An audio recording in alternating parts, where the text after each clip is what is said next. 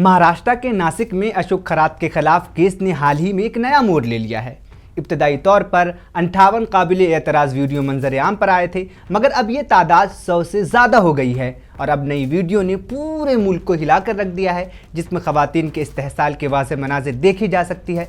सबसे बड़ा सवाल यह है कि इतनी सख्त सिक्योरिटी के बावजूद ये वीडियोस कैसे मंजर आम पर आए। पुलिस कमिश्नर संदीप के मुताबिक ये वीडियो पुलिस के पास नहीं बल्कि खुद खरात के दफ्तर के ऑफिस बॉय ने रिकॉर्ड की थी और महफूज कर रखी थी, यानी वही शख्स जिस पर खरात ने भरोसा किया आखिर सच्चाई को बेनकाब करने वाला बन गया। ये कोई मामूली कदम नहीं था बल्कि एक अंदरूनी बगावत थी। ऑफिस बॉय लंबे टाइम तक खरात के काले कारनामों पर नज़र रखा, एविडेंस जमा किए, वीडियोज़ रिकॉर्ड किए और उन्हें महफूज मकामात पर छुपा दिया।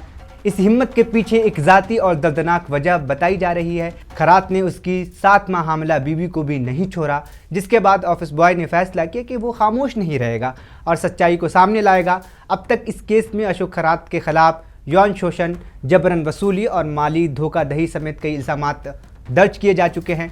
तहक़ीक़ात में बड़ा खुलासा हुआ है कि इब्तदा में मुतासिरीन पर एतमाद पैदा करना, फिर तज़किया के रसूमात के बहाने लालच देना और आखिर में इस्तेहसाल करना। जो लोग मज़ाहमत करते हैं उन्हें धमकियाँ और ब्लैकमेलिंग का निशाना बनाया जाता। ये वाक़या सिर्फ एक धोखेबाज बाबा की कहानी नहीं है, ये मुआशरती खामोशी, निज़ाम की बेतवज्जही और इंसानी बहादुरी का आईना है। ये साबित करता है कि सच्चाई कितना भी दबाई जाए आखिर सामने आ ही जाता है, और जब ऐसा होता है तो ये न सिर्फ एक शख्स बल्कि पूरे निज़ाम को हिला कर रख देता है।